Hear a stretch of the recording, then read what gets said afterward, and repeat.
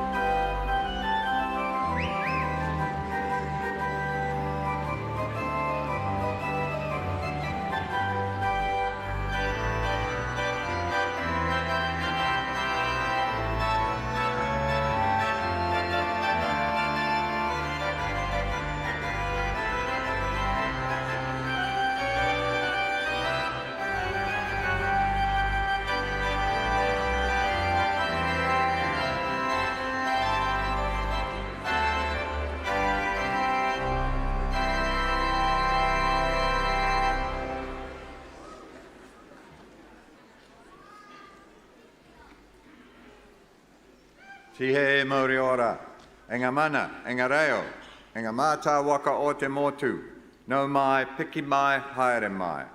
Haere mai runga i te kaupapa whakahirihira o tēnei wā, te whakapōtaitanga o na ākonga o te wānanga aronui o Tāmaki Makaurau. E ngā whānau o nā ākonga, ka nui te hari, ka nui te koa, kia kitei a koutou, tēnā koutou, tēnā koutou, tēnā koutou katoa. Mauria mai o koutou mate, haere ena mate, haere, haere, moi mai rā. Te hunga mate ki te hunga mate, te hunga ora ki te hunga ora. Ena kai kāranga, tēnā kōrua. Ena manuhiri tuarangi, Jason, tēnā koe. Lex, tēnā koe. E te manakura o te whariwānanga, John, tēnā koe.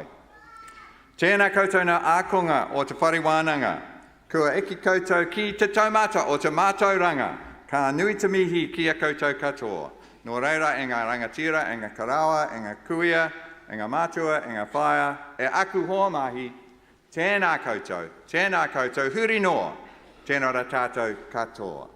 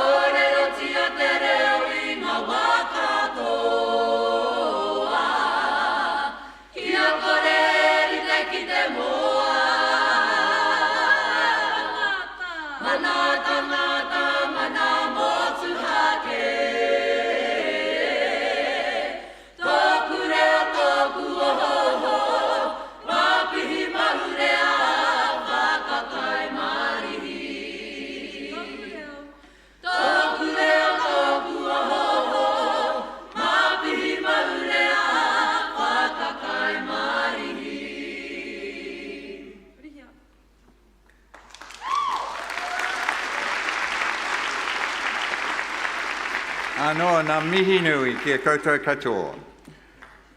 Chancellor and members of the University Council, distinguished guests, professors, staff of the university, ladies and gentlemen.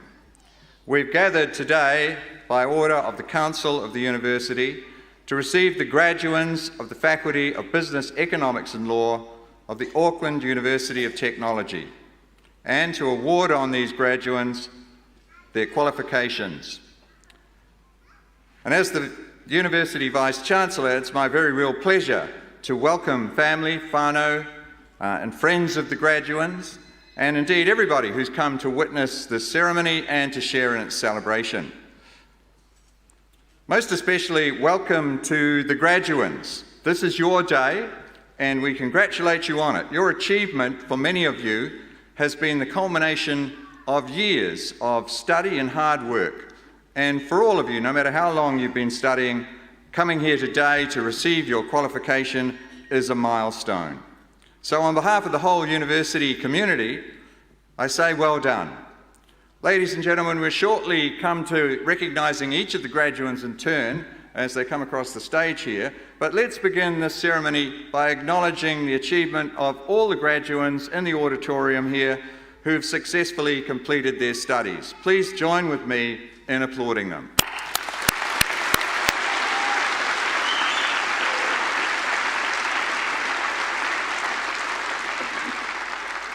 Now, graduates, shortly you will become our graduates of the Auckland University of Technology, and we're very proud of you.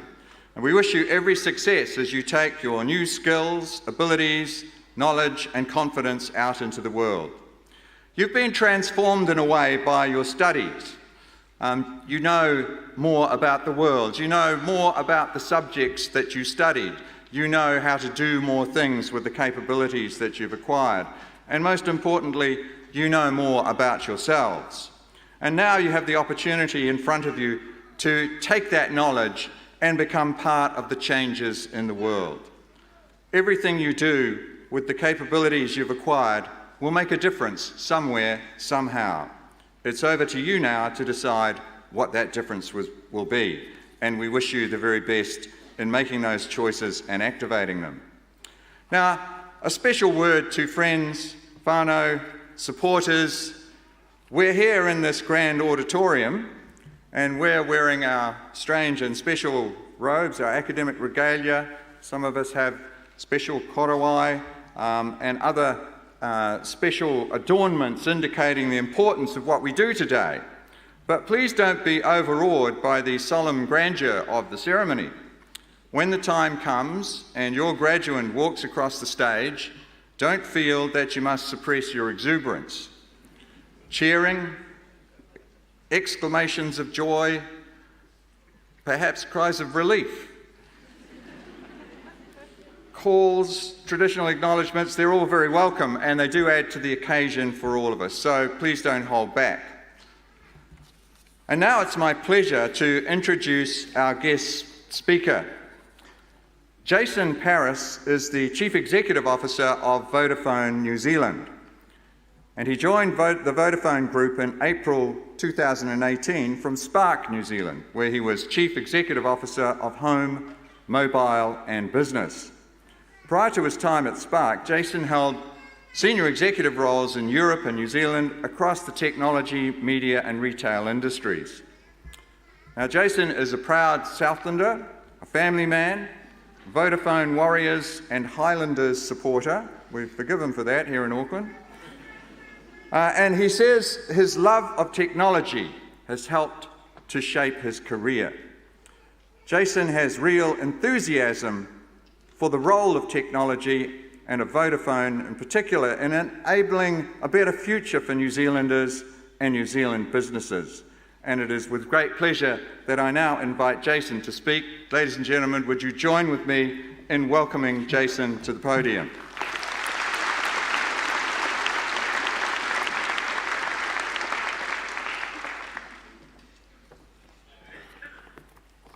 Kia ora koutou, katoa, ko Jason Paris, aho.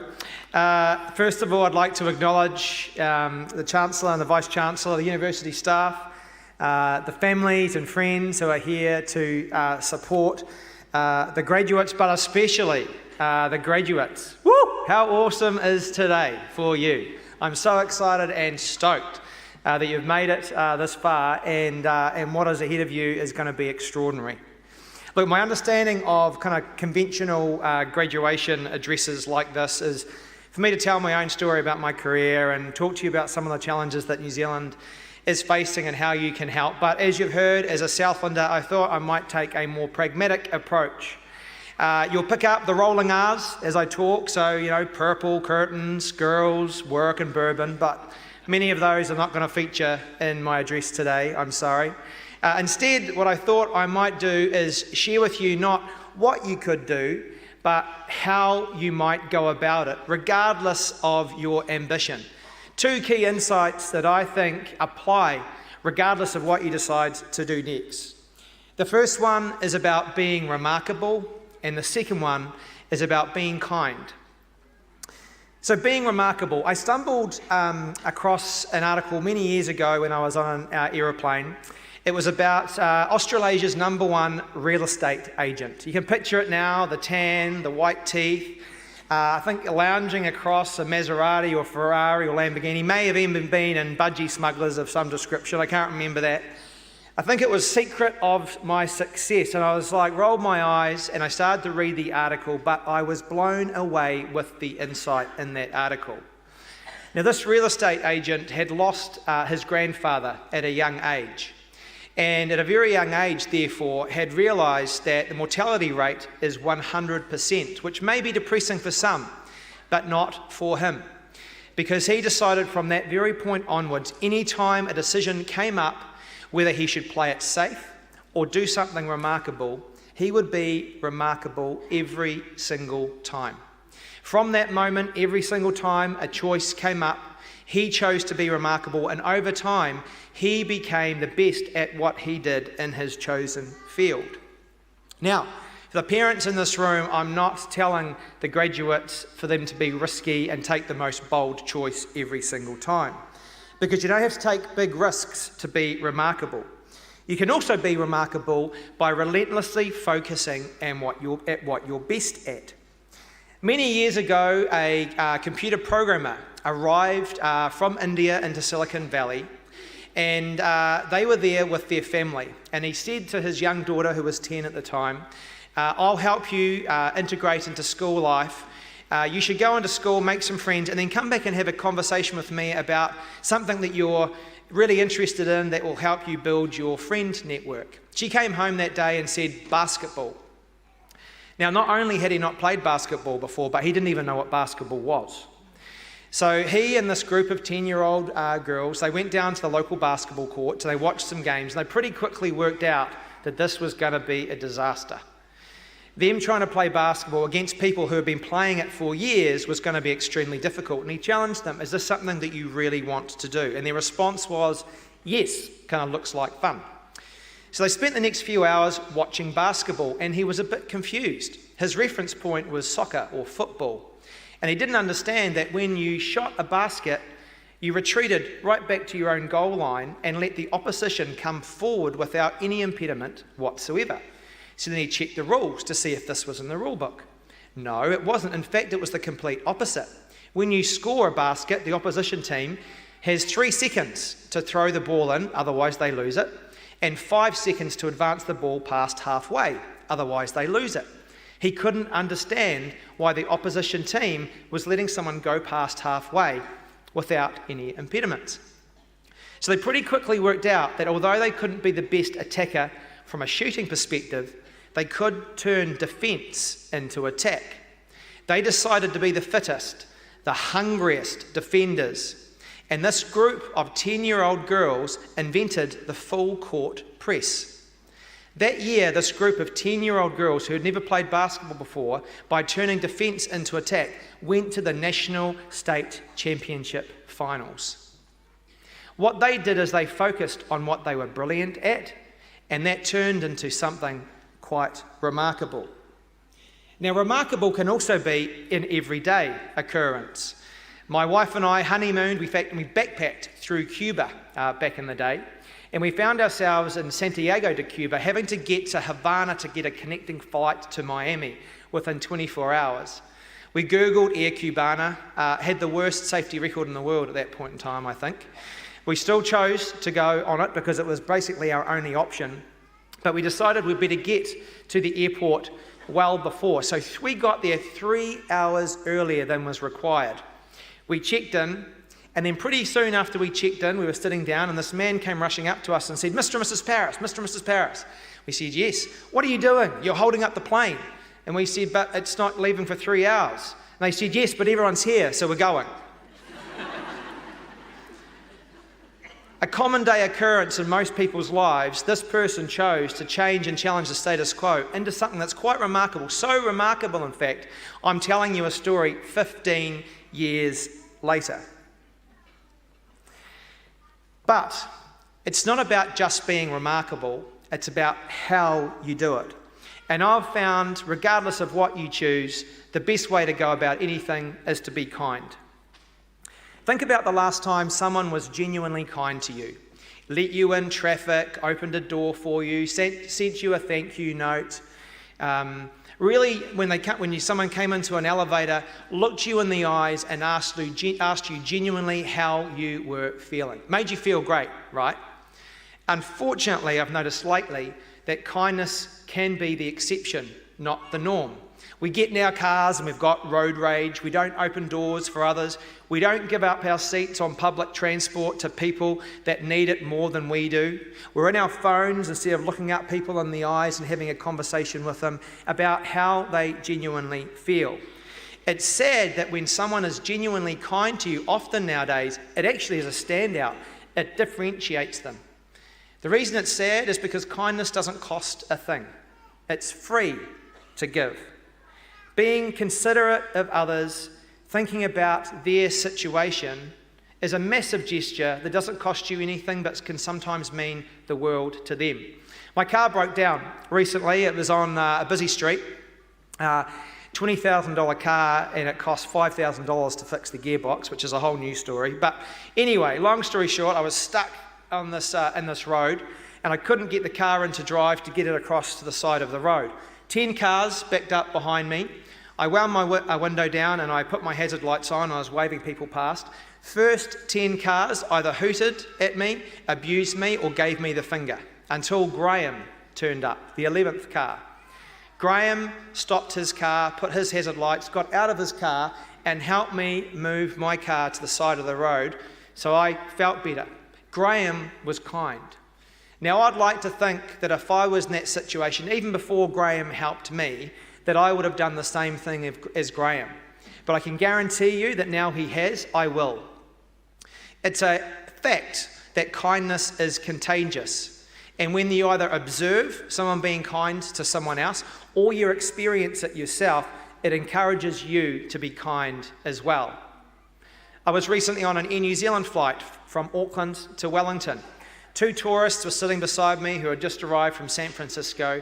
Now, that's a pretty short flight. You go up, you go down, and the air stewards have to get a lot done in a pretty quick period of time. These tourists asked them, "What are your top 10 tips for New Zealand?" Rather than say that they were too busy, they built into their timeline the ability to write their top 10 tips on the back of an Air New Zealand sick bag, nonetheless, sit down with these tourists and explain with joy what the best things were for New Zealand for them to experience. Not only was I proud, but everyone else around me was proud, not just about showing off our country, but also the way they displayed it with amazing humanity and kindness. So look, you can be remarkable in many ways. You can be remarkable like the real estate agent and go big every single time. You can be remarkable like the basketball team and be remarkable at the best thing that you are best at. Or you can be remarkable like the airline and just challenge status quo and think about things a little bit differently. But however you choose to be remarkable, make sure you do it with kindness. For example, Graham's act of kindness now made such an impression on me, it's at a prestigious graduation event like this. Who would have thought the difference it would make? So my request to you is choose to be remarkable and choose to be kind. The world needs more of it, and you are about to impact the world. Kia mihi, congratulations, and a very Merry Christmas.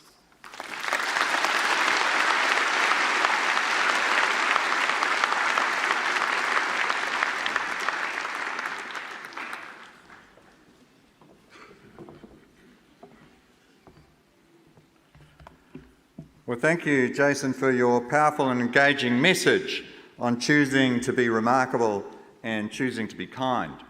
Ladies and gentlemen, would you join with me again in acknowledging our guest speaker, Jason Paris.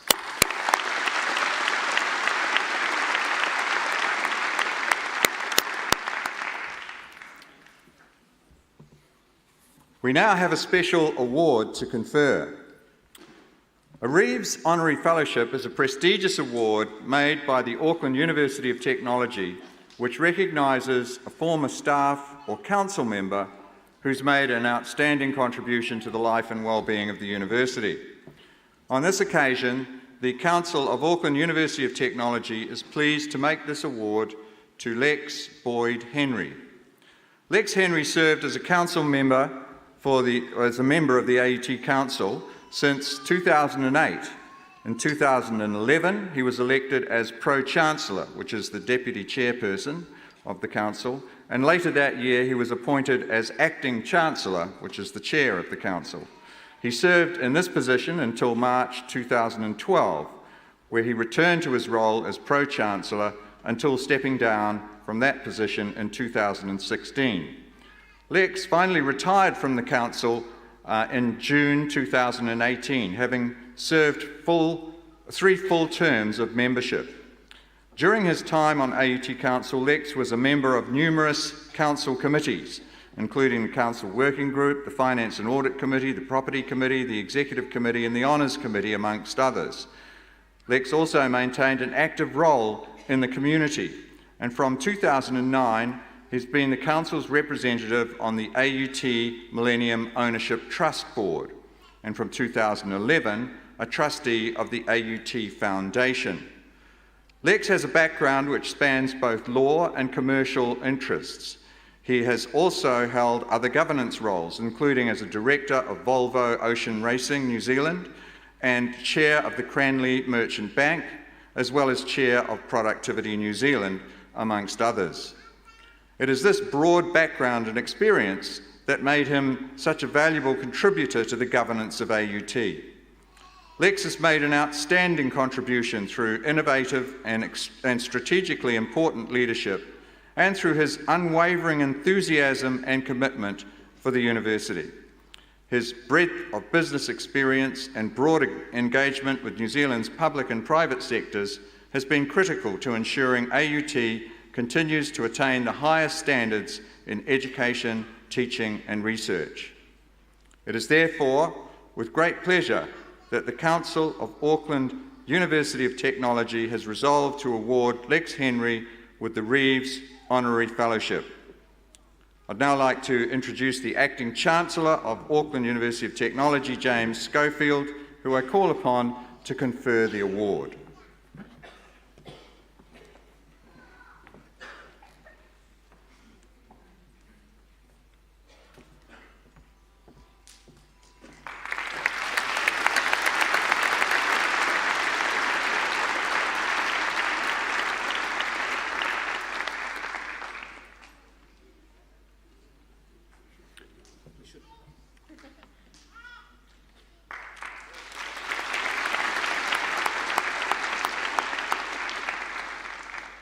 I now invite Lex to say a few words.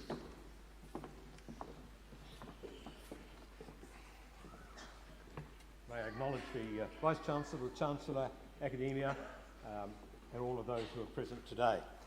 I'm now going to take that off because it's too large. I've been invited to say a few words. This is not the first time I've had the opportunity to stand at this lectern. But these few words have taken me quite some time to write. Let's see if I could get my reading glasses out. But I want to start by saying, Jason, those were wonderful comments. And it's very good from one South Islander to another to know that I've got you at my back today. So thank you very much. I also want to acknowledge some special guests I have here today. Professor Patria Hugh and Richard Hall. And most importantly, somewhere in the dark there, my wife Lynn, who I wish to share this award with. She deserves it as much as I do. She's been a regular employer of graduates from this university in her capacity as a clinical team leader in dental health in this city. But employing people who need to go out into South Auckland with 100 different languages being spoken, where economic challenges are absolutely constant, and to say nothing of what the public health issues actually are. So believe me, she has ensured over all these years that I knew how AUT was performing, and that's where I want to pay credit to her and her focus. She could be described at times as assertive in her approach to these things. That's no understatement. But in doing it in the way that she has contributed equally to what I've been able to do here at AUT as I have been able to.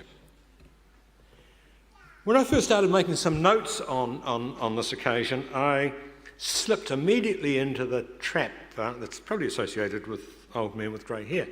I started to think about legacy. I started to think about my time at AUT and all the things that had happened and why I thought that was great.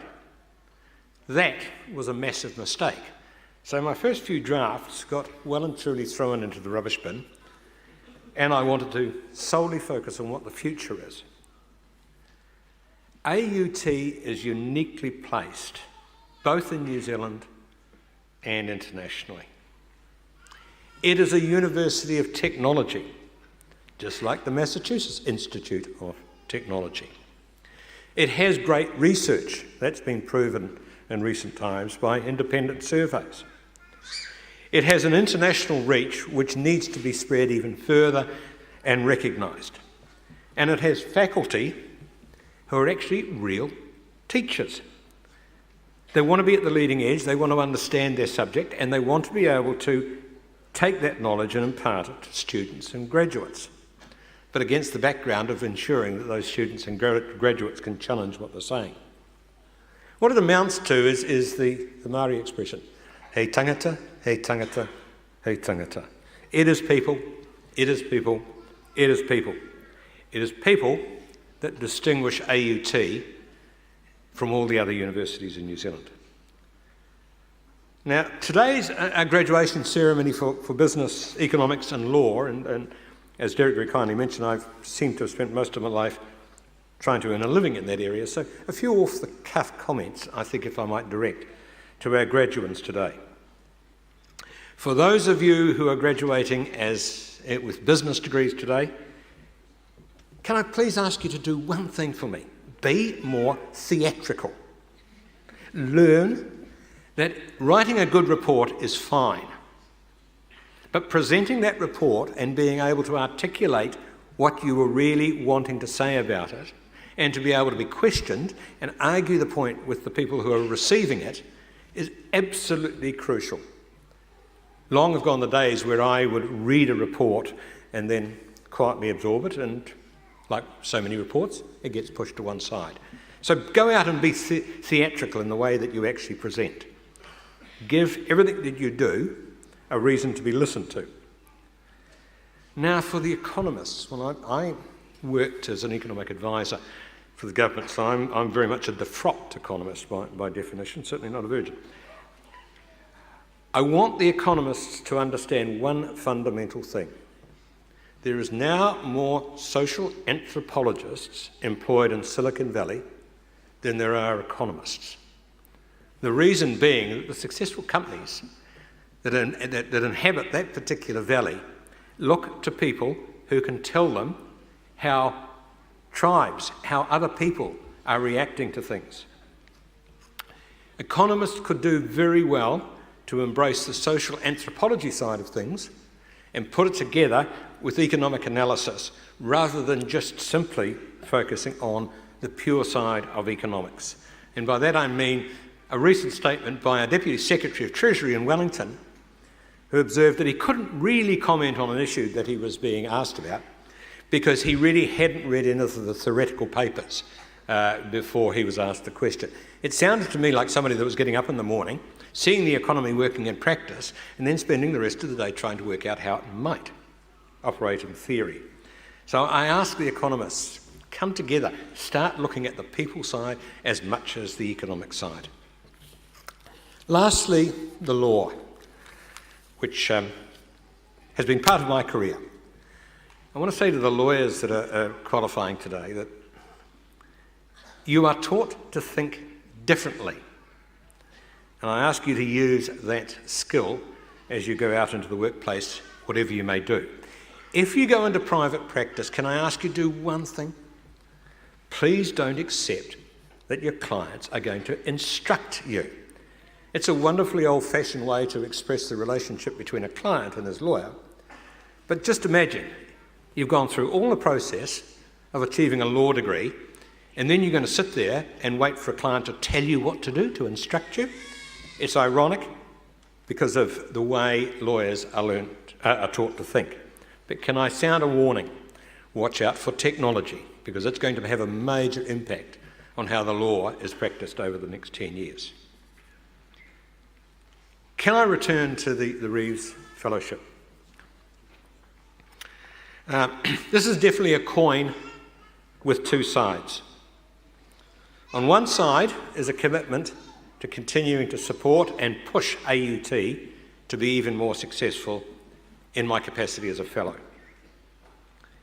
On the other side, everything I will do needs to be tempered by a fundamental question. What would Sir Paul Reeves think? What would he do? because the fellowship is in his memory and he made a huge contribution to this university. He certainly thought differently, there's no question about that. His achievements in life were prodigious, and I'd just like to be able to take that name with the fellowship and be able to work it all together. To the graduates, about to become graduates, which is superb, remember something. This is the university for the changing world. Can I ask you, as you leave today as graduates, to go out there and be graduates who actually change the world? That's what's going to be really important. I want to thank everybody for the honour that I've received, for the chance I hope to continue to contribute, and may I say once again to all of you, congratulations. Thank you.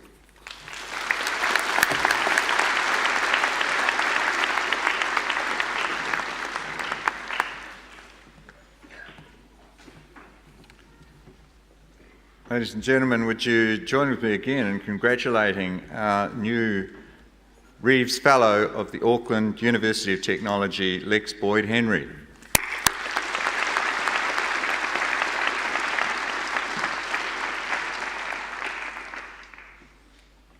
We now come to the graduation, and I ask the Acting Chancellor James Schofield to read the statutory declaration.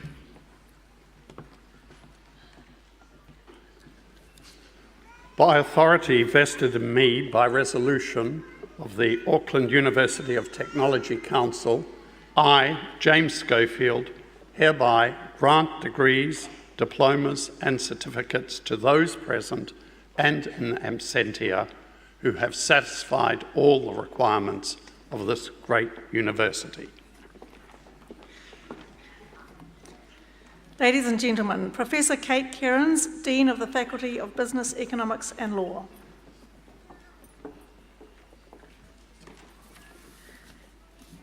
Acting Chancellor and Vice-Chancellor, it is my pleasure to present the graduates from the Faculty of Business, Economics and Law. I call to the stage the Graduate Diploma recipients. Graduate Diploma in Business, Rinjong Kao.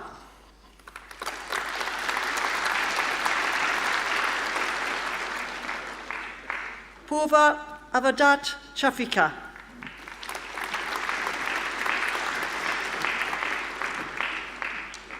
Chiashin Fang.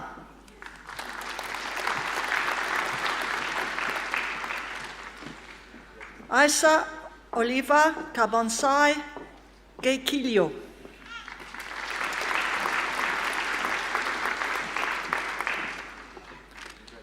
Lotonui Oisifa.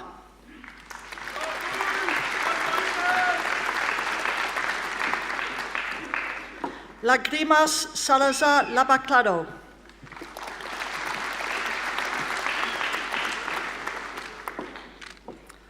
Amanda Yi Tiang Liang.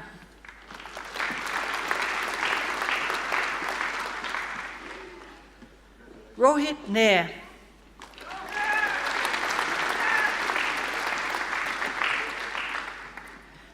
Richard David Rowe.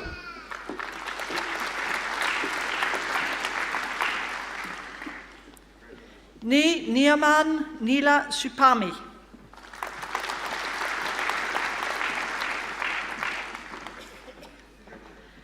Gajangjini Tamalingam.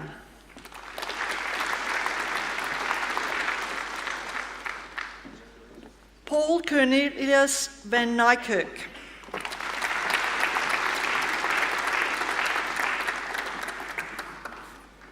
Fiona Gay Vett.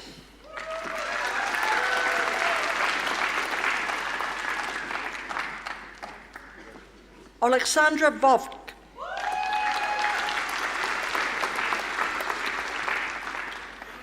Bridget Elizabeth Williams.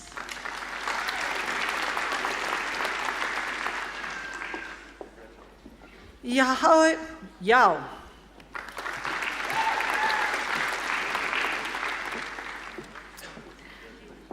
That concludes the graduate diploma recipients. Please join with me in congratulating them.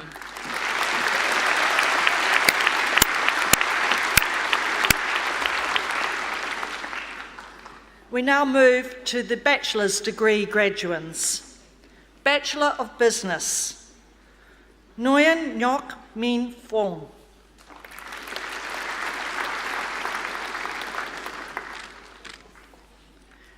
Jason Shigino Sashiro Bolt.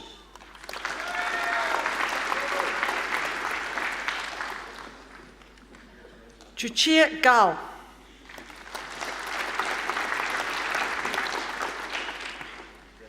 Nathan Dominic Jerub.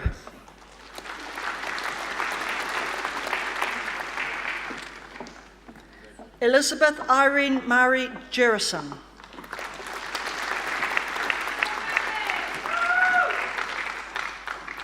Renfeng Jiang.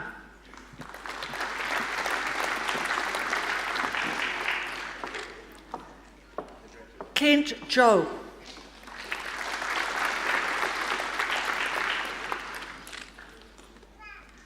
Farah Aina Johari.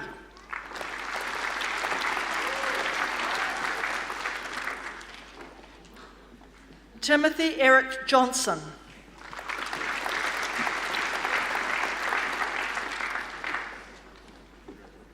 Hayley Isabel Jones.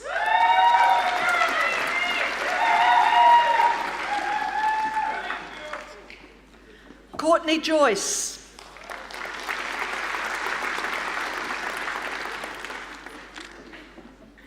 Thomas Matthew Judd.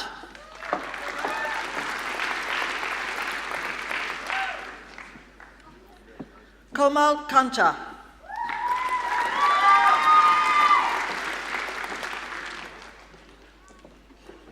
Hibiki Kato.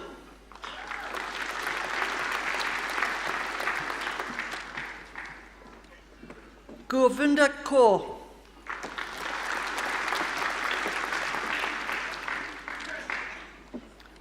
Kamalpreet Kaur.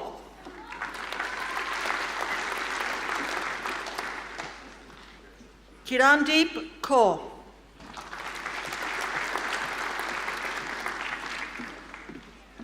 Sarah Monique Kelsey.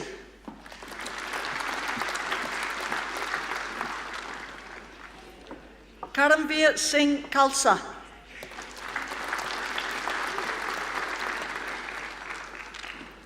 Muhammad Azhar Khan.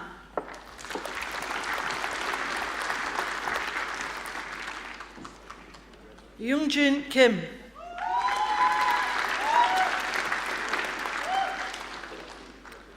Tatiana Renee Curianu.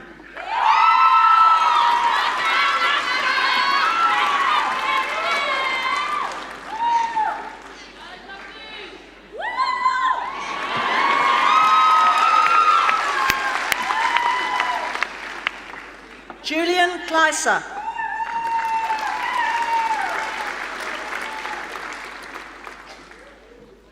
Stephanie Shiny Couch.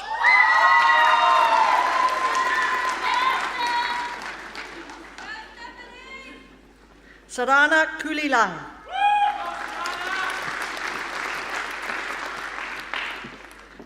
Ashilta Simran Kumar.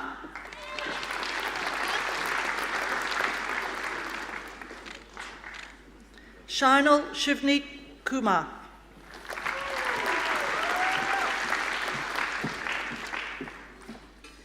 Yentil Kushal.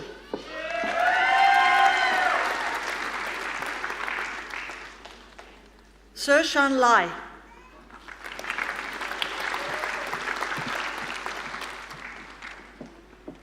Susila Lal.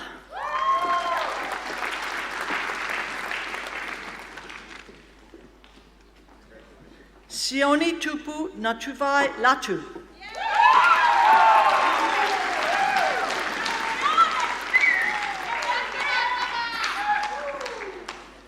Jean-Luc Lazé.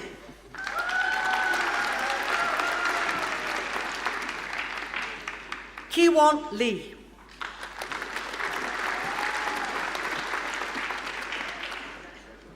Tian Yuan Li.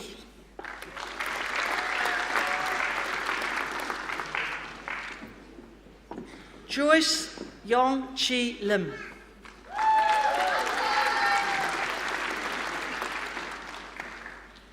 Sin Le Lin.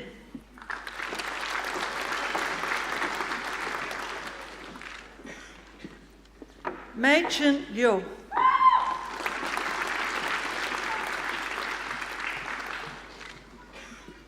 Yu Ting Liu.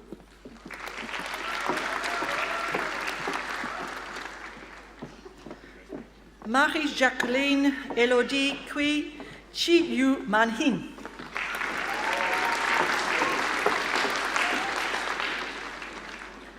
Akash Ashwin Lodia.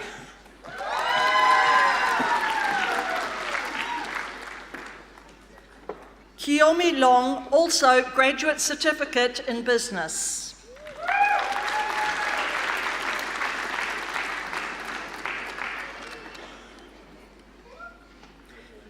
Shannon Tyler Lotta, also Bachelor of Communication Studies.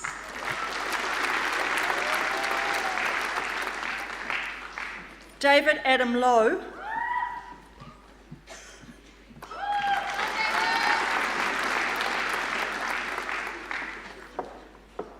Sophie Cameron Lewin.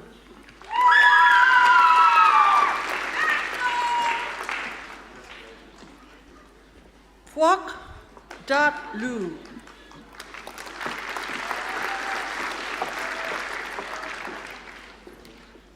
Caleb James Lyon.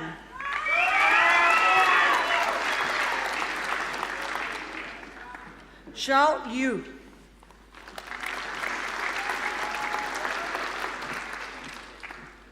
Nufazlin Isana Nasimudan.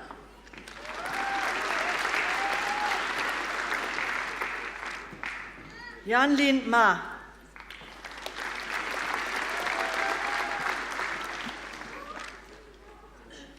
Quincy Samuel MacDonald.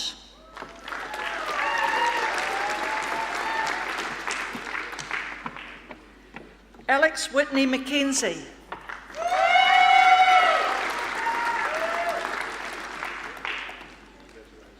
Jessica Ann Mackenzie.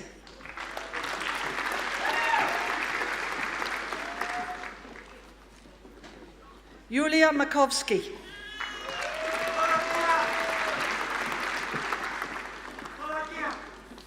Susana Makoni Pulini.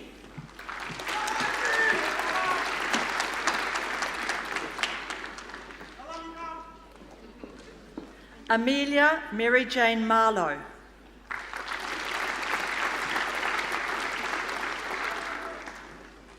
Claire Emily McCracken.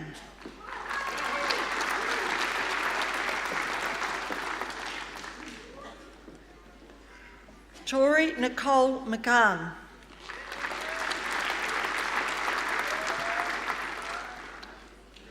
Victoria Rita McGregor.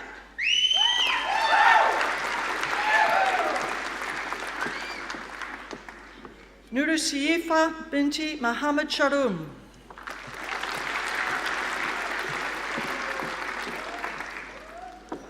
Nicole Jane Evelyn Mills.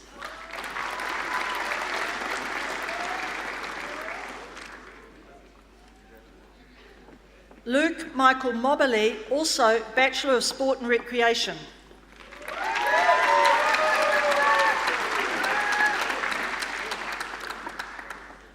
Noor Safina Muhammad Razali.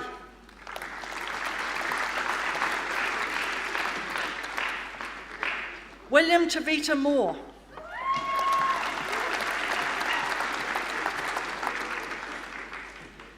Jade Alyssa Mossop.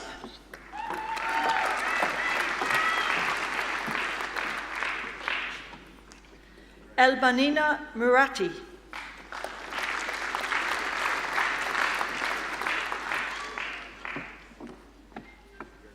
Terry Meripeka Moana Naira.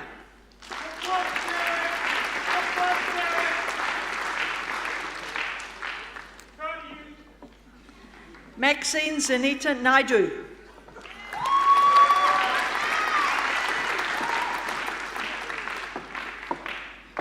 Muhammad Ayman Nasaruddin.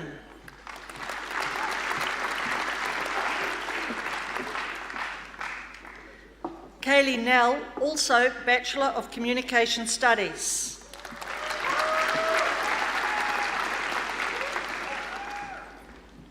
Emma Joni Nell, also Bachelor of Laws.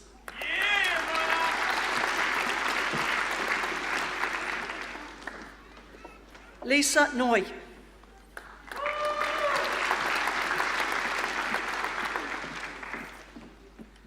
Hang Chi Tu Nguyen.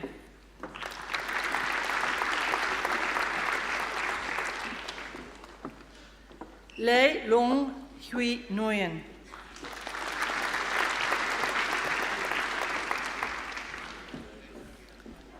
Sandy Tai Vi Nguyen.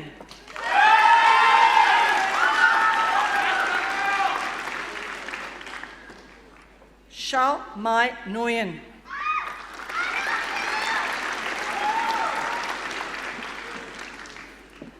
Tai Dran Swan Nguyen.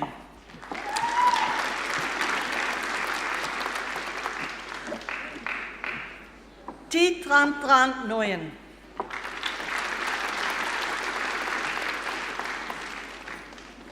Nguyen Hong Han.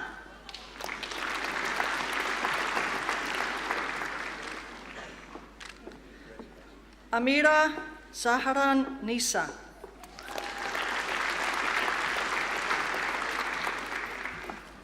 Zahida Sabiran Nisha.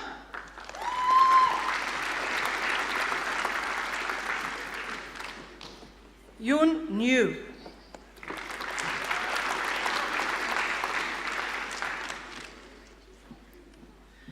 William Mackenzie North.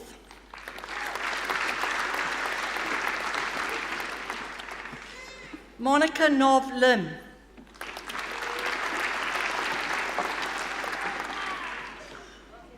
Nudun Akaya Nudun Anuwa.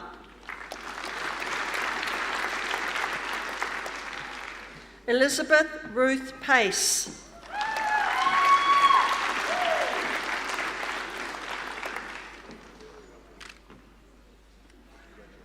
Simeone Nonelia Kilisiti Moahengio Vavau Lahipale.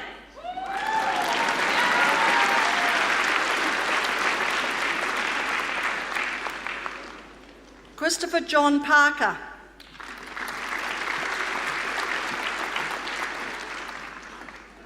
Cynthia Tamara Joanna Patali.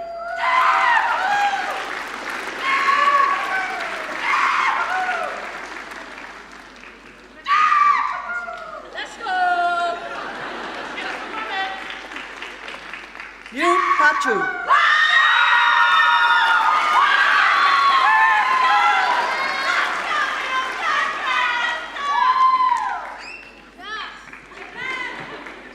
Liam Emmanuel Peters.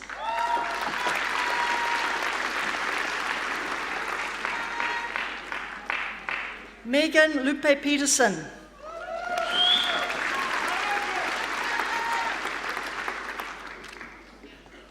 Hong Kan Wu Fang.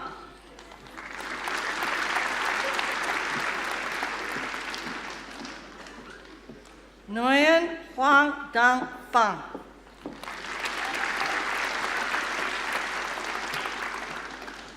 George Ethan Bolland Powell.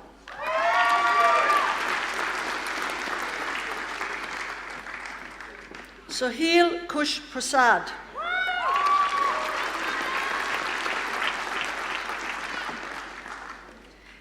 Kevin Matthew Putin Purakal.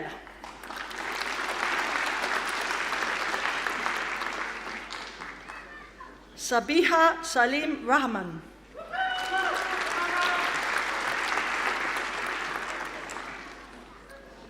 Elijah Lafu Talitau Antonio Sione Joachim Neil Raki.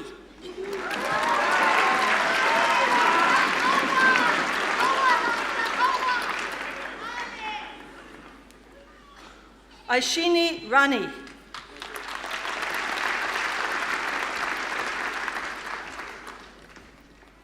Hope Bethany Reid.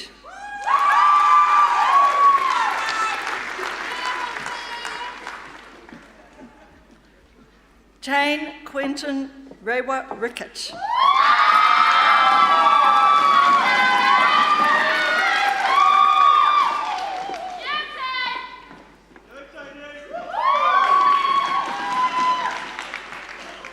Quinn Campbell Robinson.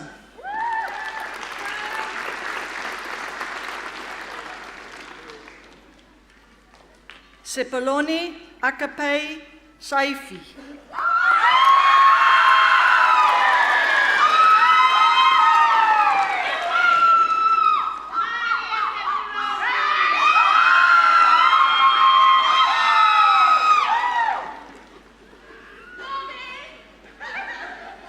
Georgia Marie Sanderson.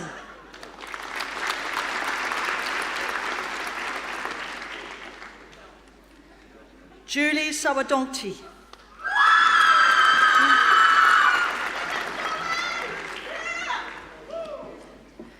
Jared Shane Schroeder.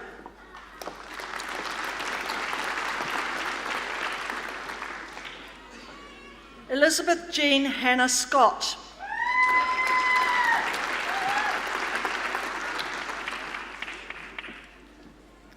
Apana Sen.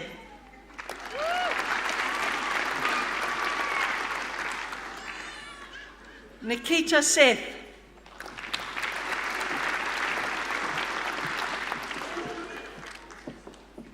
Kelly Sitiawan.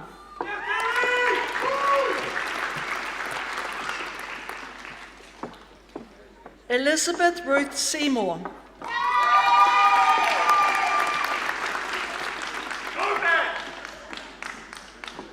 Nazira Sharifi.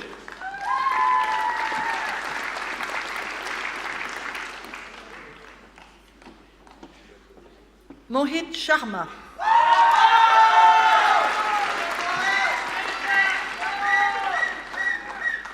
Shweta Nand Sharma.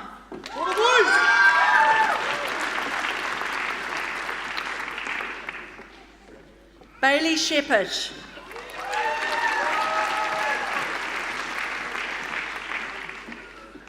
Hannah Morwena Rose Shepherd.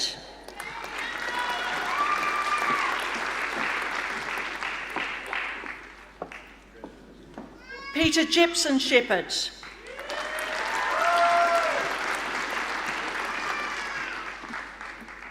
Fletcher John Simpson.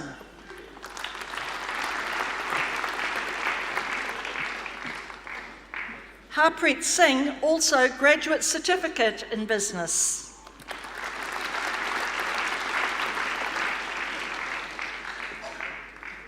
John Aman Singh.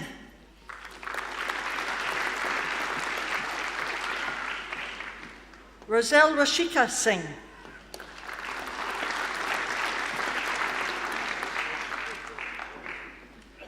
Verinda Singh.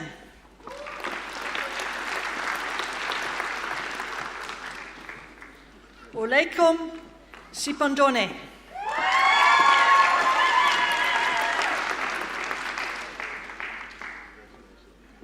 Vienna Carolyn Servi.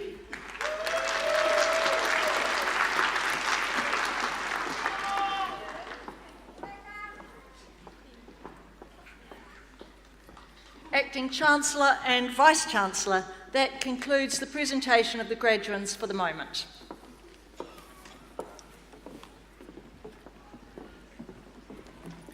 It is my privilege to welcome to the stage the University's Oceanian Voices Choir, led by Choir Master Ingelesi Ete.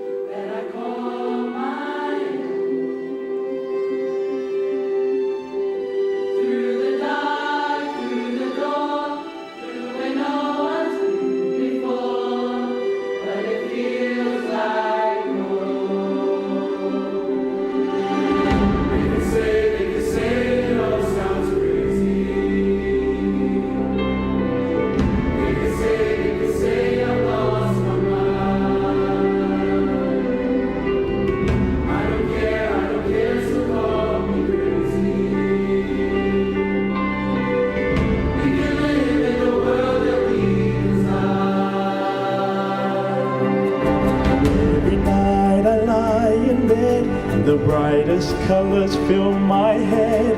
A million dreams are keeping me awake.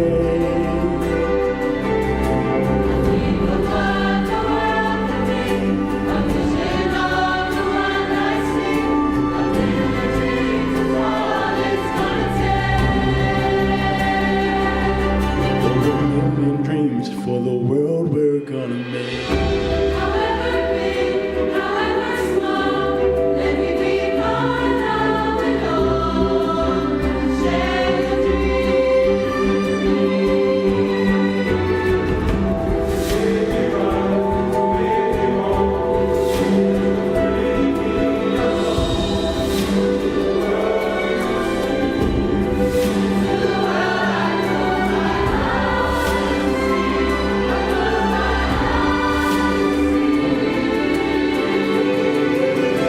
Every night I lie in bed, the brightest colors fill my head. A million dreams, a million dreams. I think of what the world could be. A vision of the one I see. A million dreams of all it's gonna take. A million dreams for the world we're gonna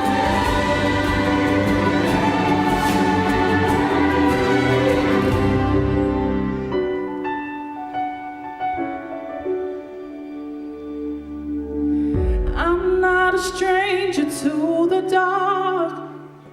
Hide away, they say, 'cause we don't want your broken parts.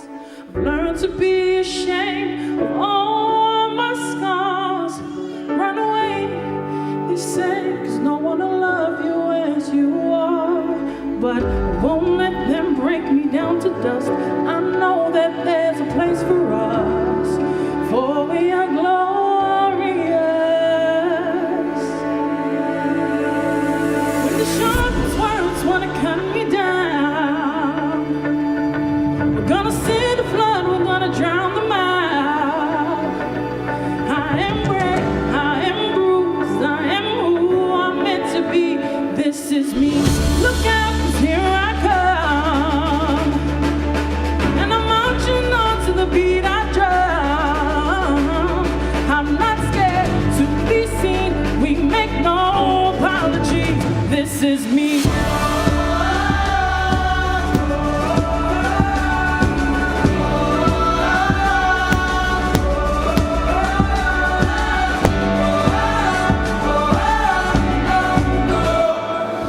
Another round of bullets hits my skin.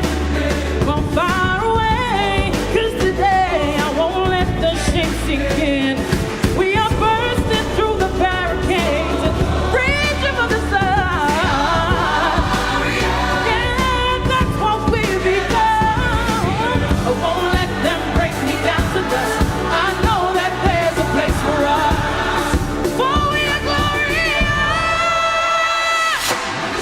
Words wanna calm me down. I'm gonna send a flood, I'm gonna drown them out. I am brave, I am bruised, I am who I'm meant to be. This is me. Look out, 'cause here I come, and I'm marching on to the beat I drum. I'm not scared to be seen. We make no apologies. This is me.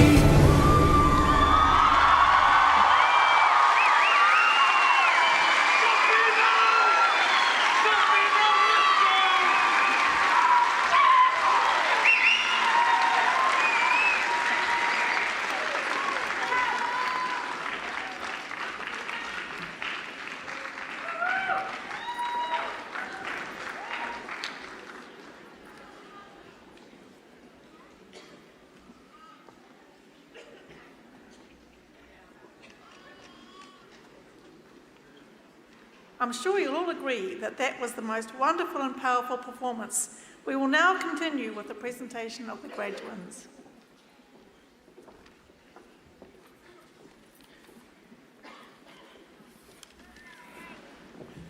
Acting Chancellor and Vice-Chancellor, It is my pleasure to continue with the presentation of the Bachelor of Business graduates. Taylor Madison Smith Tohu.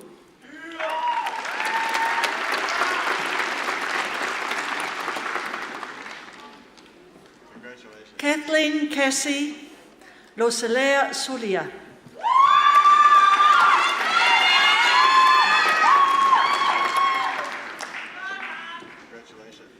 Krista Elena Adele Stanisic.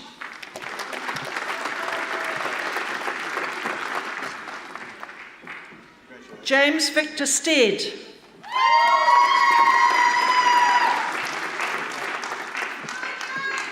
Matthew Martin Steiner.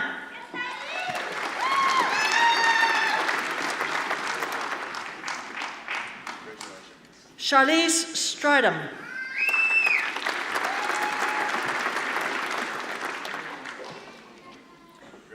Daiwon Su.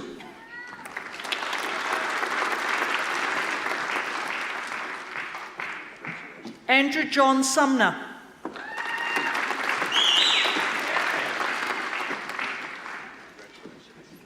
Rufaida Binti Surya.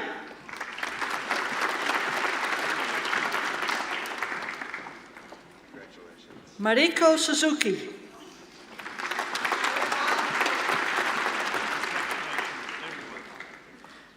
Tristan Ethan Size.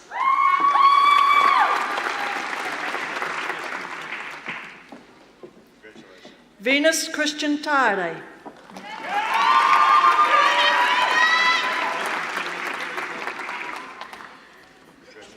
Vladimir Sergeyevich Talimanchuk.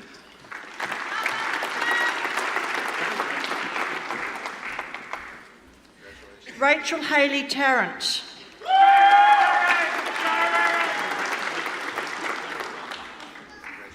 Eric Jr.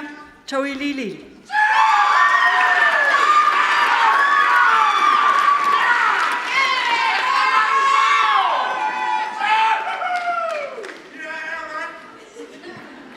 David Benjamin Taylor.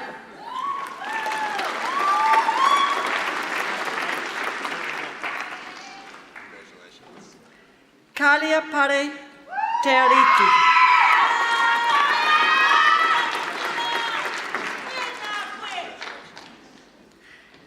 Natalie Ann Tibble.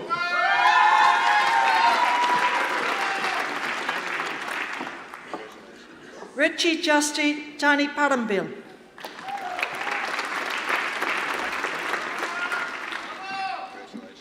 Lara Skylee Thorne, also Bachelor of Arts.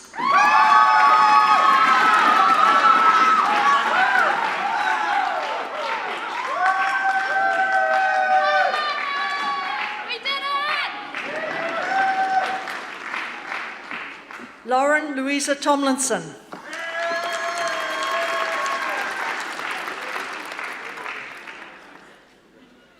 Win Tong.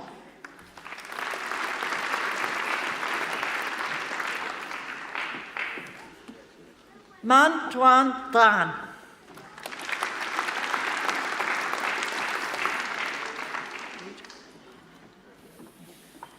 Amanda Trin. Also graduate certificate in business. Cristalina Pierario Tualasia.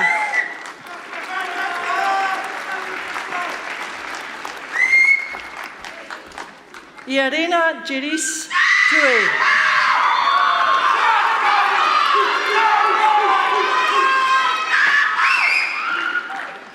Mama Tangiano Tangata.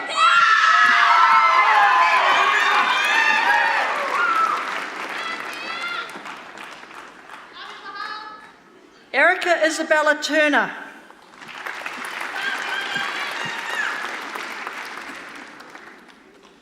Dorothy Jane Sumiko Usu.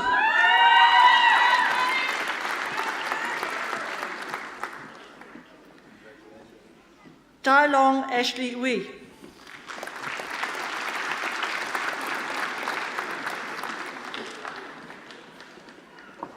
Nadia Sophia van Amersfoort.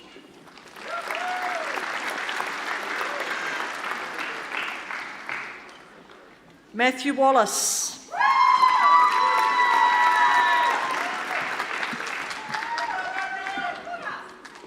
Chin Wei Wang.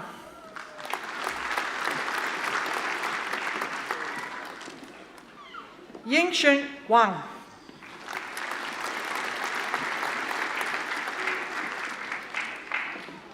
Zilong Wang.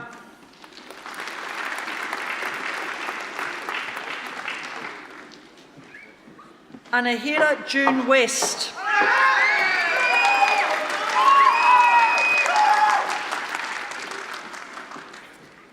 Logan Alec West.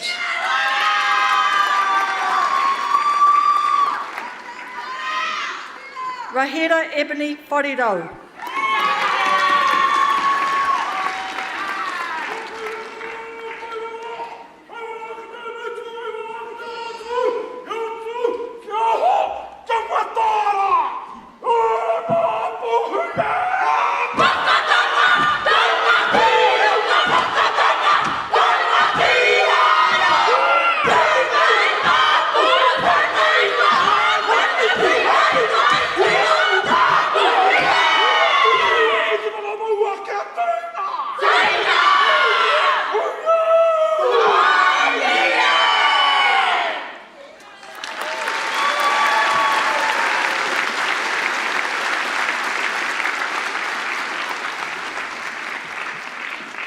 Charlotte Ann Wilkinson.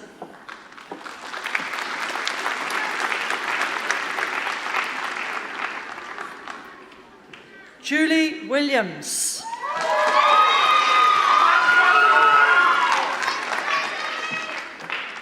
Rebecca May Williamson, also Bachelor of International Hospitality Management.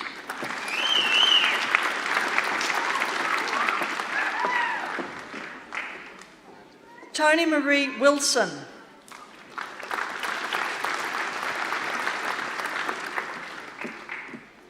Sophia Grace Wrightson.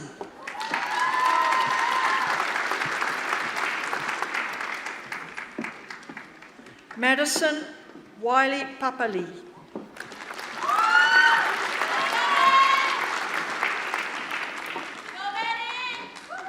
Zhongming Zhao.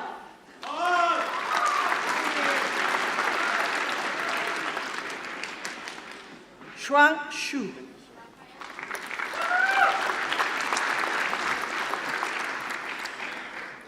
Xihua Yang.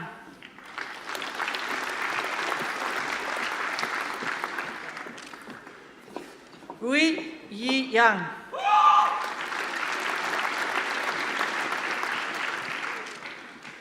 Xiaoming Yu.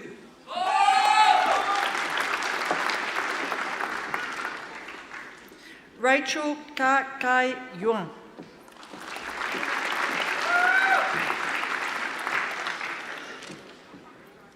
Grade Hatem Zachariah.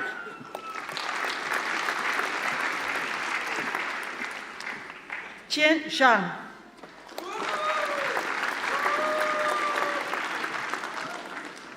Jiping Zhong.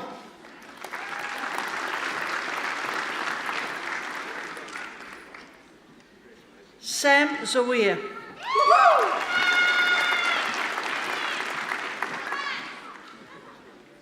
Bachelor of Laws, Luke Lee Beveridge.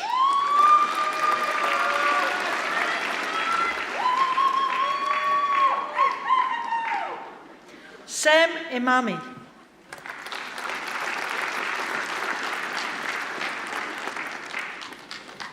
Liana J. Jennings, also Bachelor of Business.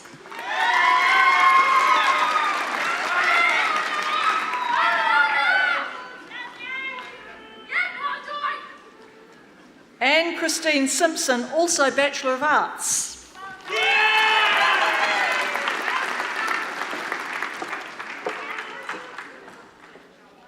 And that concludes the bachelor's degree recipients. Please join with me in congratulating them.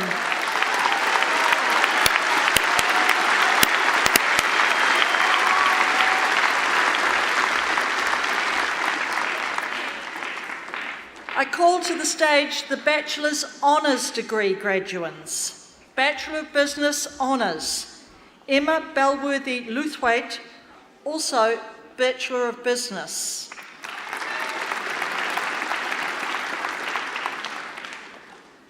Kayla Marie Zah.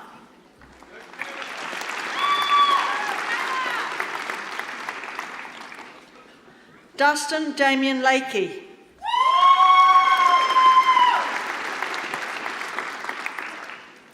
David Shane Lincoln.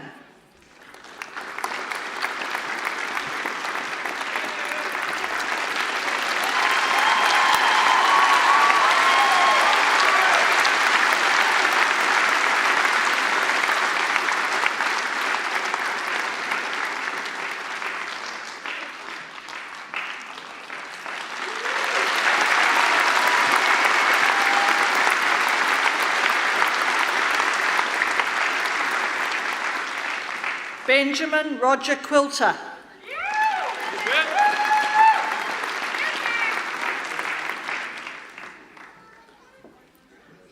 Cordelia Rose Stewart.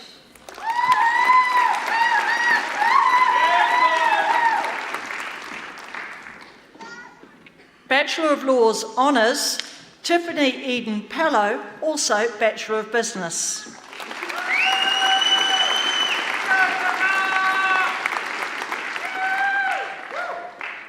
That concludes the Bachelor's Honours degree recipients.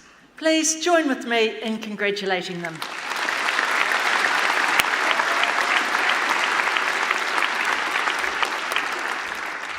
We move to the Postgraduate Certificate and Diploma recipients. Postgraduate Certificate in Business Administration, Maria Jose Harigue.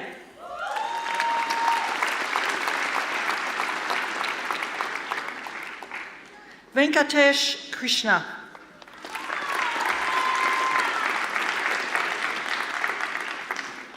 Postgraduate Certificate in Law, Ming Hei Dennis Chan.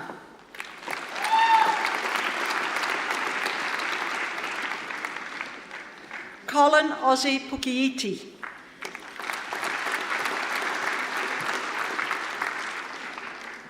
Kirsten Lorraine Skinner.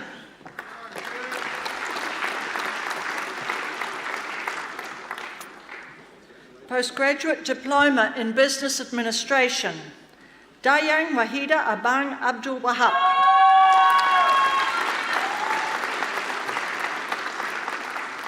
Seema Arora.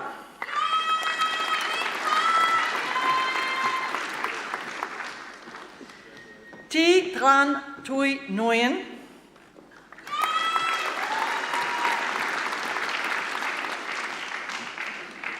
Therese Sarah O'Leary.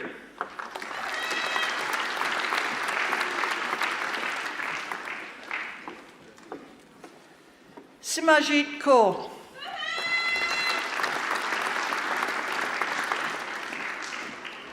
Junhui Zhang.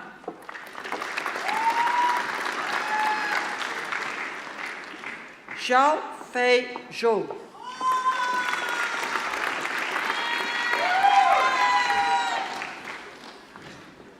Postgraduate Diploma in Global Business, Kenrick Sachin D'Souza.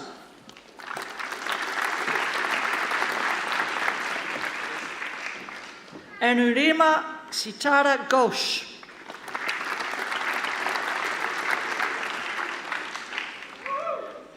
Tran Tran Hien.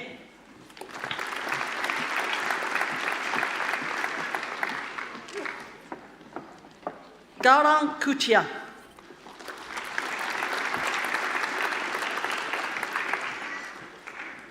Pratik Milind Sakhelka.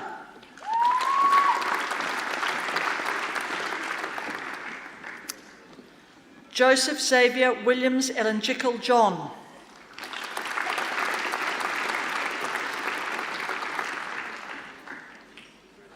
Postgraduate Diploma in Professional Accounting, Anukriha Philip Abraham.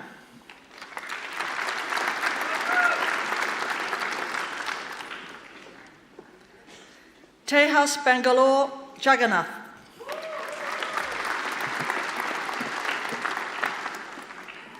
Christo Thomas.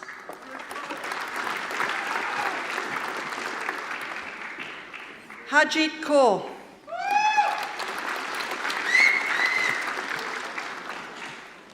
Langshi Hu.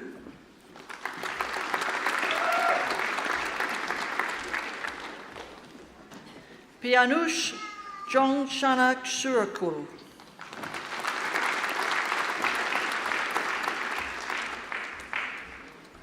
Wei Liu.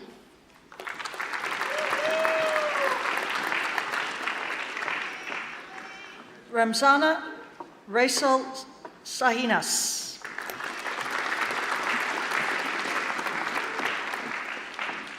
Rafael Rain Tixiera.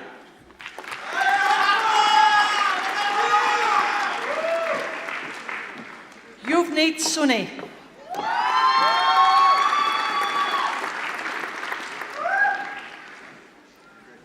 Jantong Tao.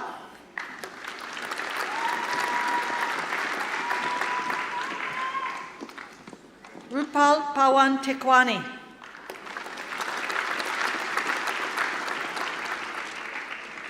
Xiaomeng Yang.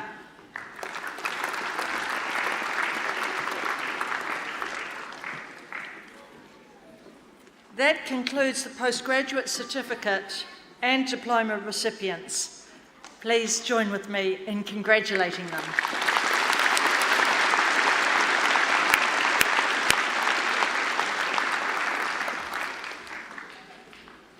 I call to the stage the master's degree graduates. Master of Business Administration, Luong Dao Trong.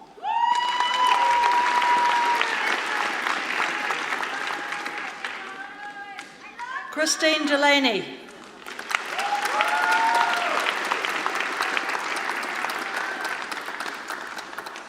Rodolfo Dane.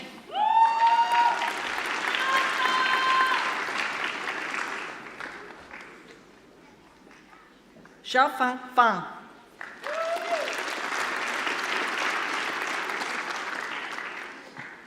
Sarah Valerie Frost.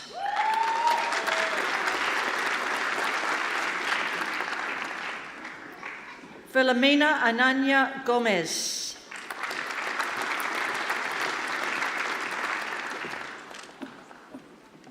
Brandon George Heinrich.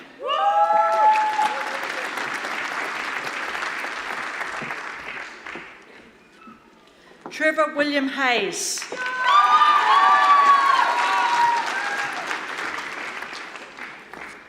Cole Charlie Frederick Hinton.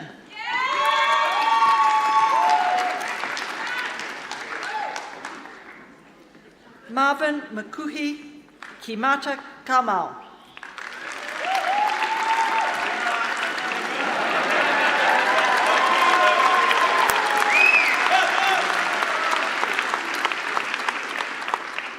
Ashutosh Singh Kanawat.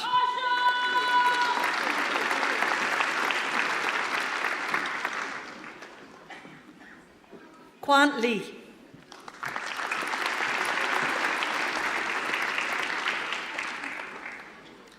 Jacqueline Gekbi Lim.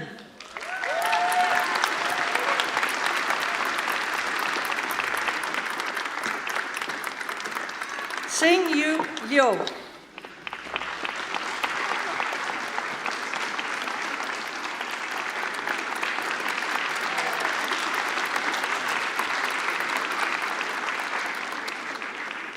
Bradley Joseph Monaghan.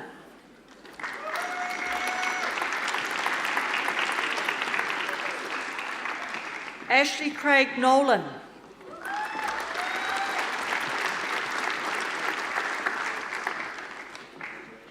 Shivangi Sani.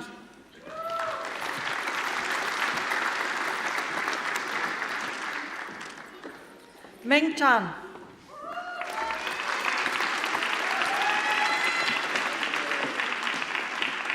Vaibhav Shirish Tanksale.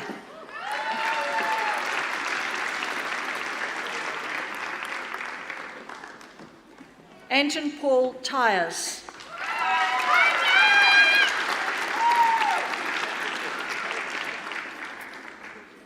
Master of Global Business, Guosi Chin.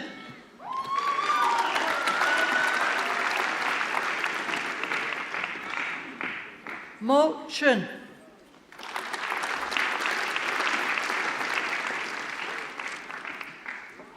Darshan Rajesh Chedda.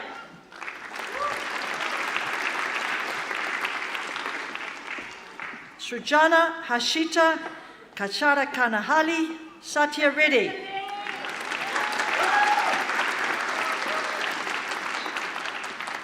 Rania Primata Kernia.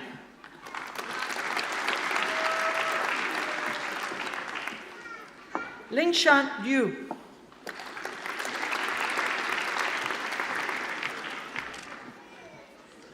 Vinit Kishore Tewani.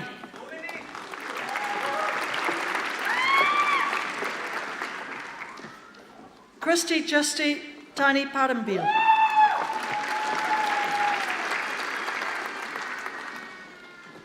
Siwei Wang.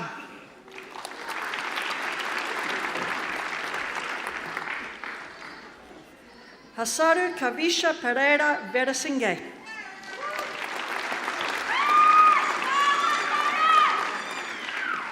Yue Xiao.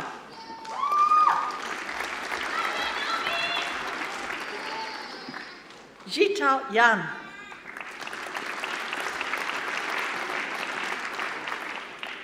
Yue.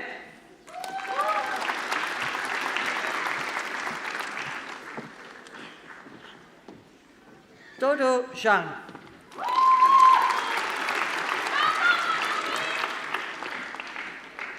Master of Professional Accounting, Zhun Du.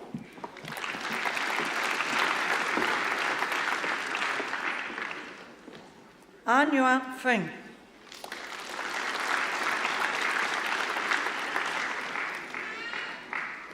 Jian Yu Xiong.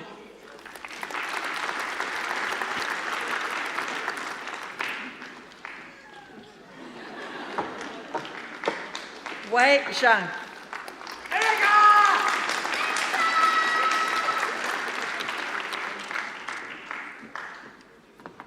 Master of Laws, Samuel James Mickle.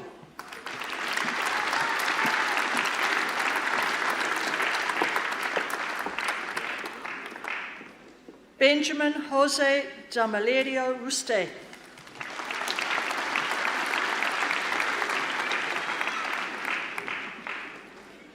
Adil Muhammad Arif Shanak.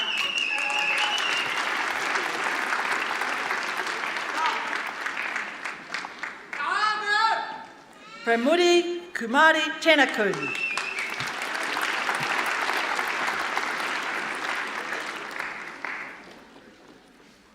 And that concludes the master's degree graduates. Please join with me in congratulating them.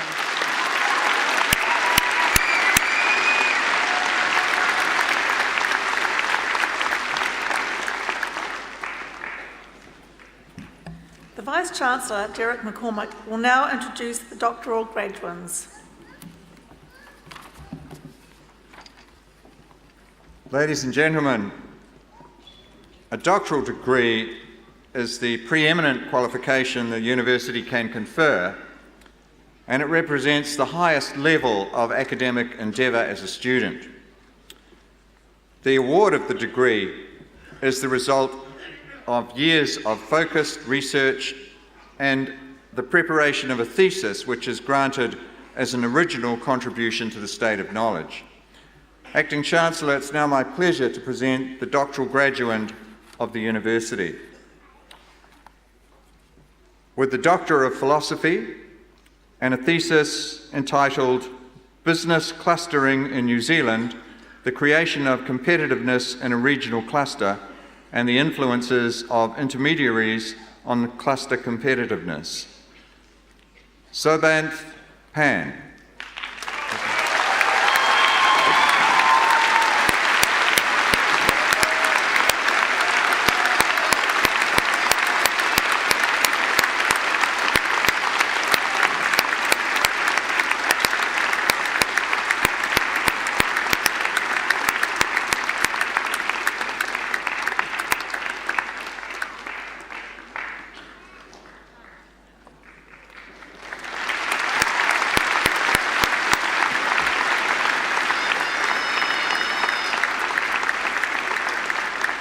Acting Chancellor, that concludes the presentation of the doctoral graduands. Ladies and gentlemen, would you please join with me in congratulating again the new Doctor of Philosophy.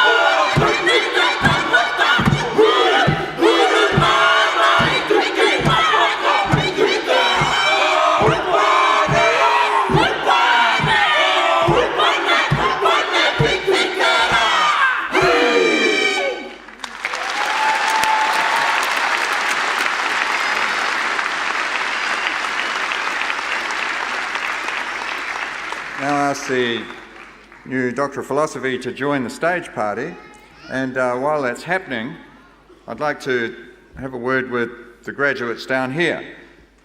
Graduates, you've received your qualification today, one that you've earned by the dedication to your studies.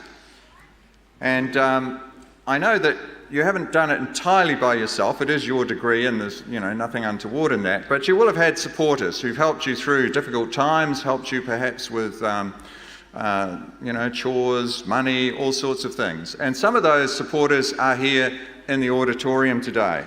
So what I'd like you to do is to join with me in acknowledging and thanking those supporters in a ceremonial way. And to do that, you're going to have to put your hat on if you've got one. There's a number of reasons you should put the hat on, and one of them is that you rented it. You're going to have to hand it back soon, so use it as much as you can. So you need to put your hat on, and I'm going to ask you to stand with me, turn around to face the audience, and then doff your caps and cheer and wave at your supporters, whether they're here or far away.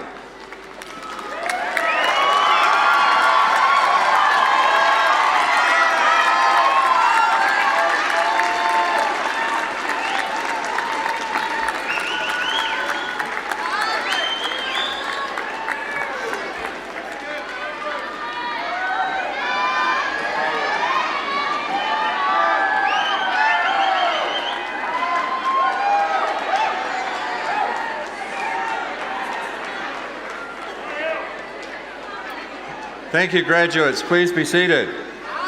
And I would like to add my word of thanks to all of those that have helped our students through their studies in some way to get to this celebration of their achievement at graduation today. Thank you.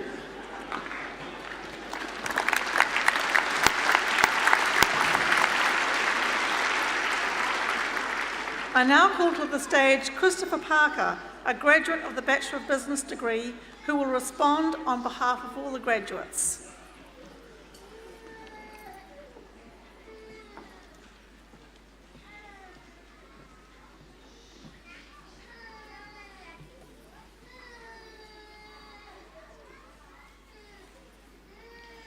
Good afternoon, Chancellor, Vice-Chancellor, Dean, distinguished guests, friends, family, and the fellow graduating class of 2019.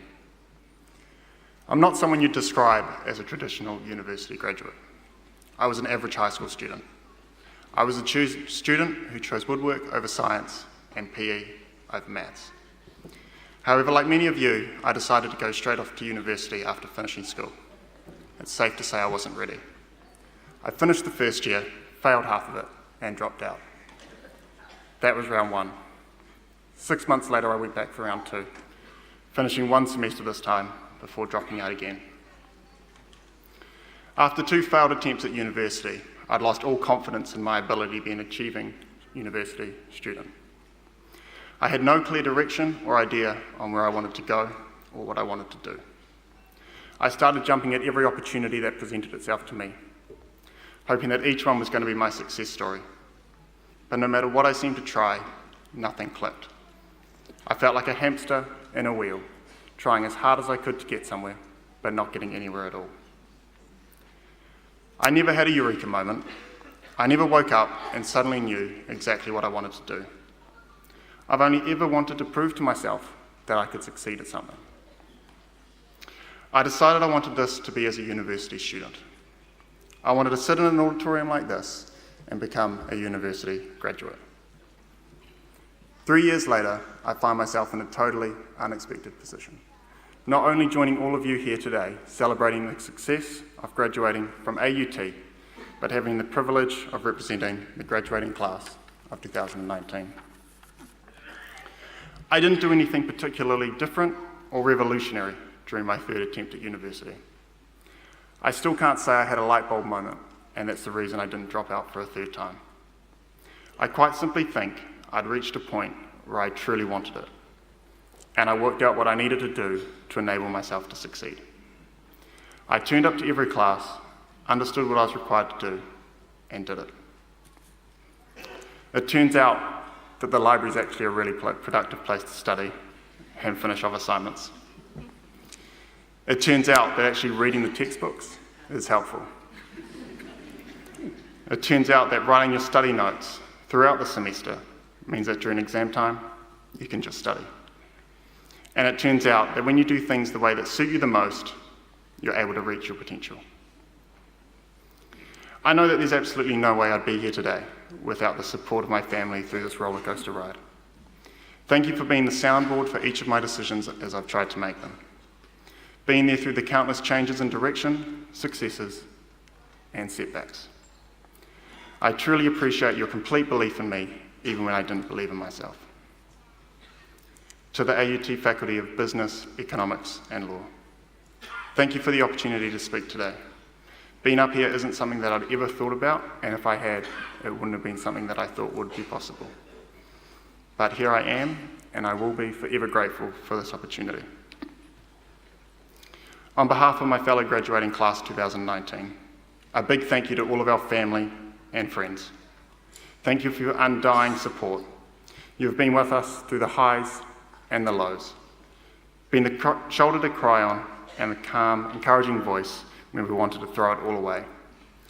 We wouldn't be here today without everything that you've done for us, and we'll be forever grateful.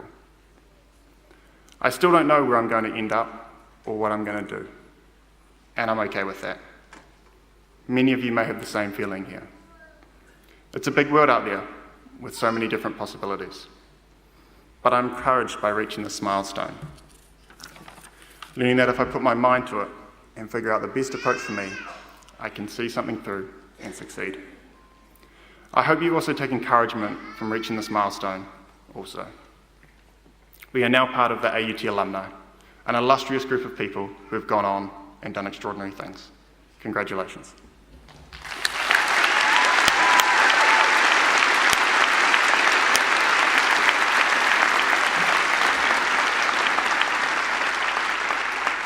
It is my privilege to introduce the Acting Chancellor of the Auckland University of Technology, James Schofield. Thank you.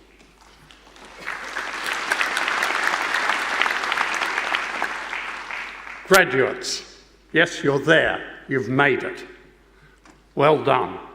To members of your family, members of the academic body, our guest speaker Jason, and of course, my colleague Lex here, to my fellow councillors and members of the Student Association.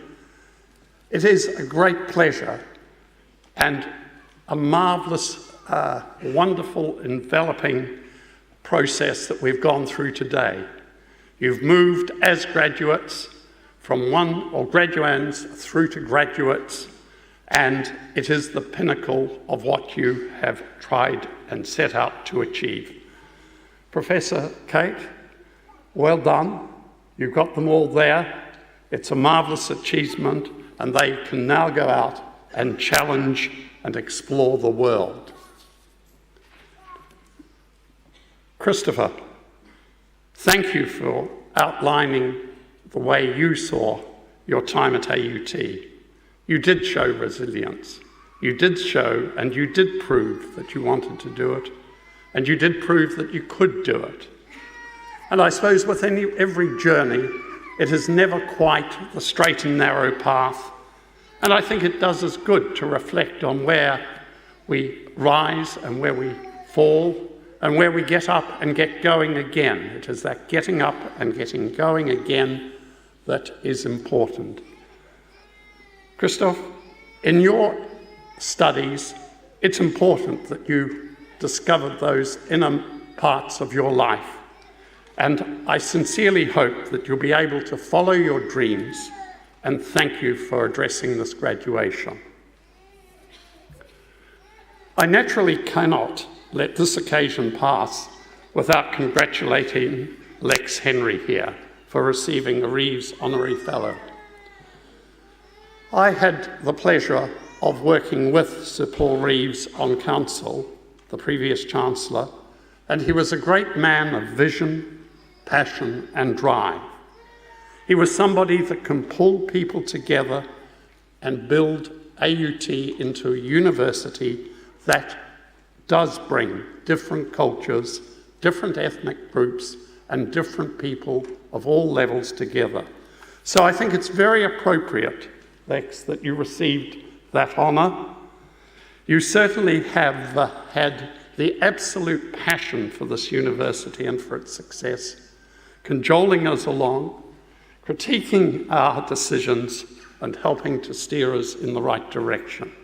Thank you for all you've done for AUT, and it's great you have been acknowledged for your work. One of the joys of graduation for me is listening to the AUT's Oceania Voices Choir.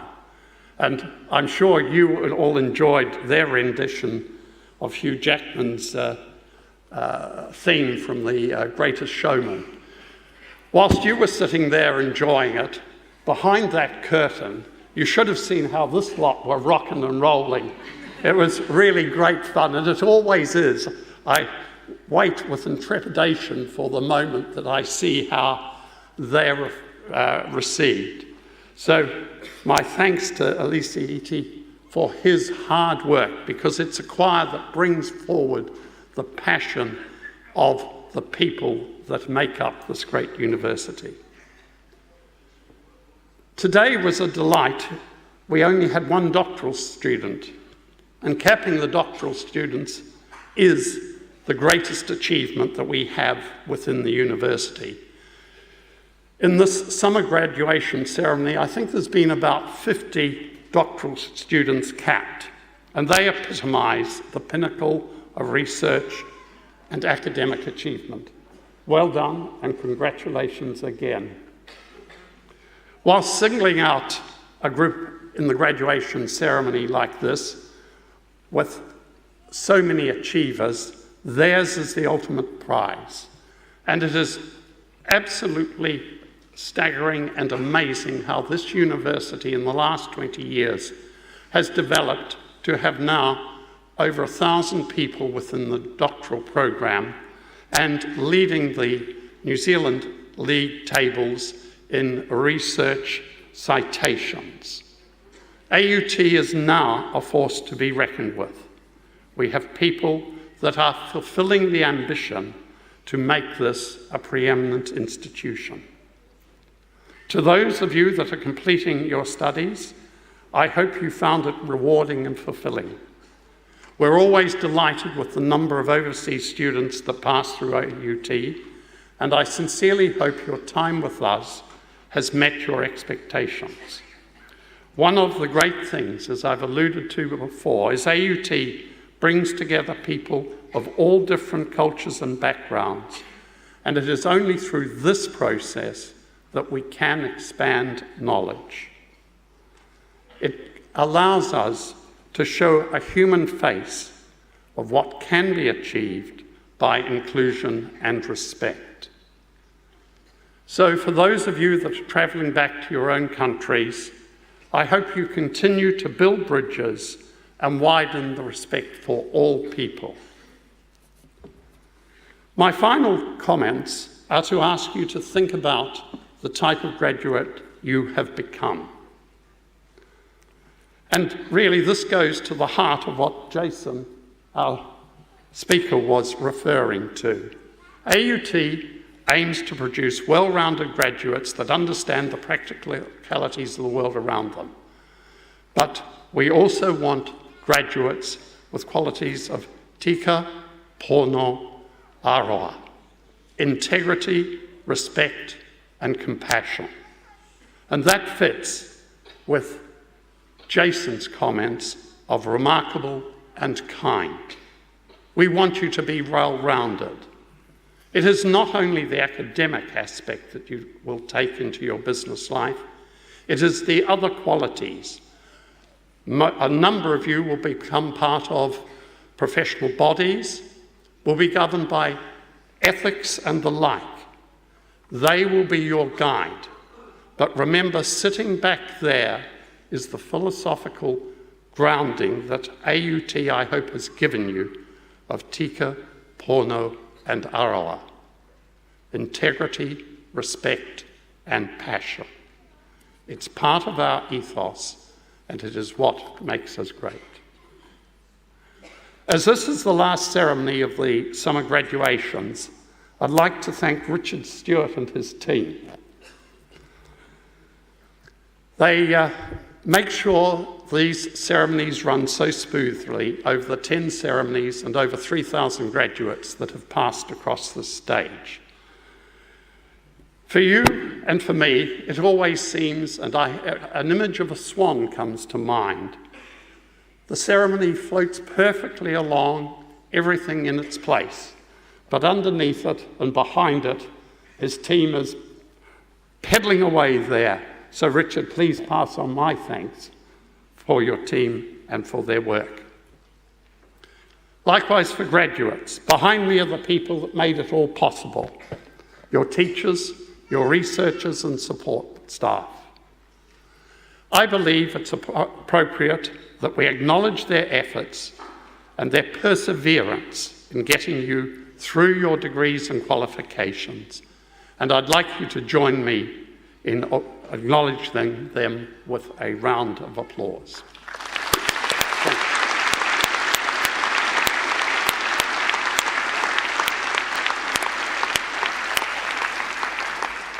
Today is a day of celebration. Congratulations on your achievements. Be proud of them, enjoy them, celebrate them and build on them. Look back on this day as the start of a new beginning, for it's only through inquiry and curiosity that you will grow and progress. I wish you well for your future endeavours and look forward to following your achievements. May I take this opportunity of wishing you a very Merry Christmas and a Happy New Year. Enjoy your celebrations. You've deserved them.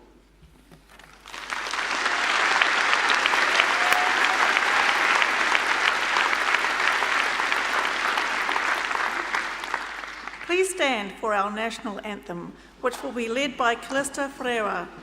Staff and graduates, please remove your caps while singing.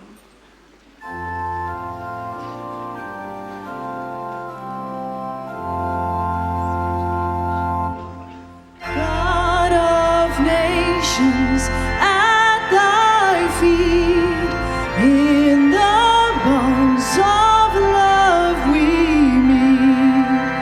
Hear our voices, we entreat.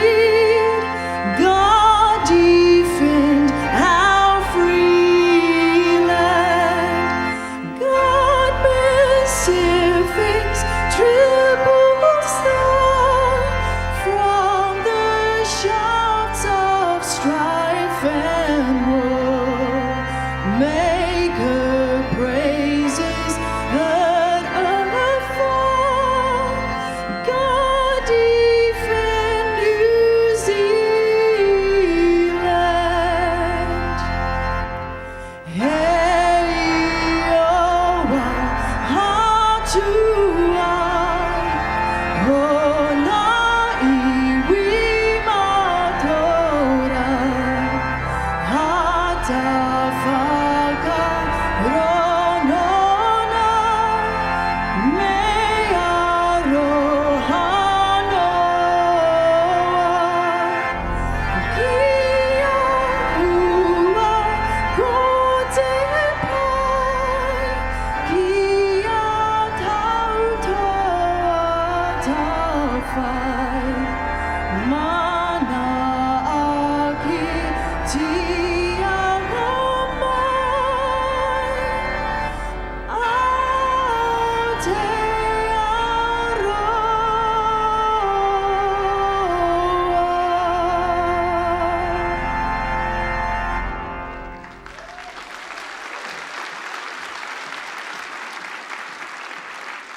The ceremony now concludes, and the Auckland University of Technology thanks you for sharing this very important celebration with us.